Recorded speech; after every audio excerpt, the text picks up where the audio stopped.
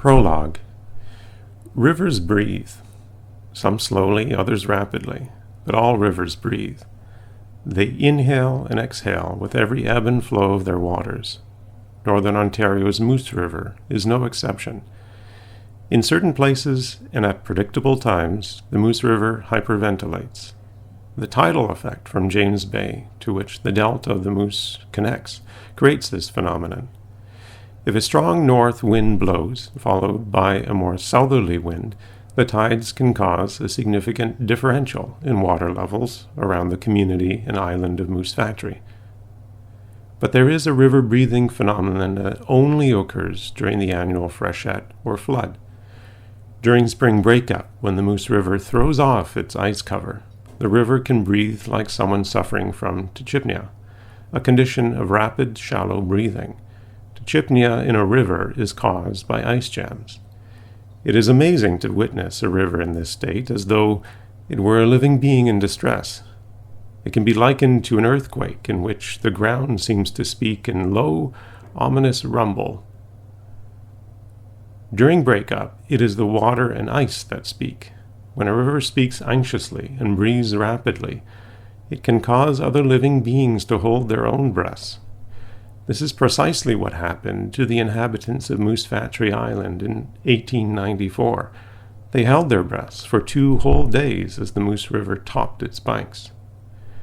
1894, the deeper story of Moose Factory's Great Flood, is an account of an ice jam-induced flood that occurred at the Hudson's Bay Company fur trading post on Moose Factory Island. The story is also an account of the broader history of breakup, a season all of its own, within the delta of the Moose River. In the recounting of this history and the story of 1894, I will draw on my experience as Senior Development Officer for the Mo-Quebec Youth Council, where I was involved in a number of breakup-related research projects.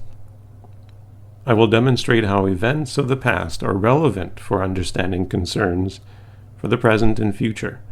History, after all, provides valuable lessons to those who can discern and reflect on them.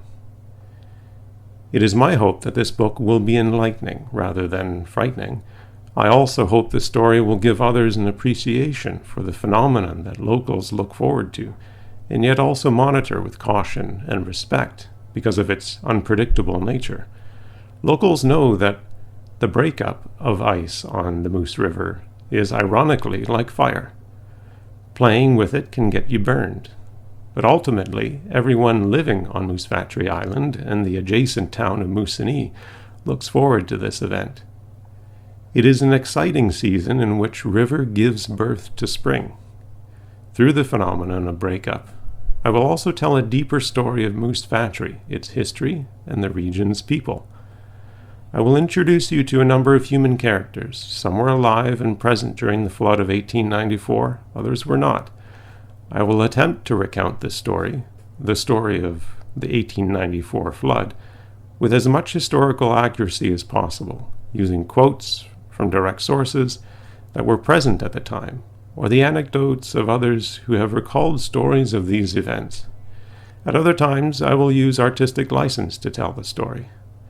Finally, I hope that this story will evoke sympathy for those who lived through the flood of 1894 and empathy for those who now live in the Moose River Delta on one of Canada's northern rivers.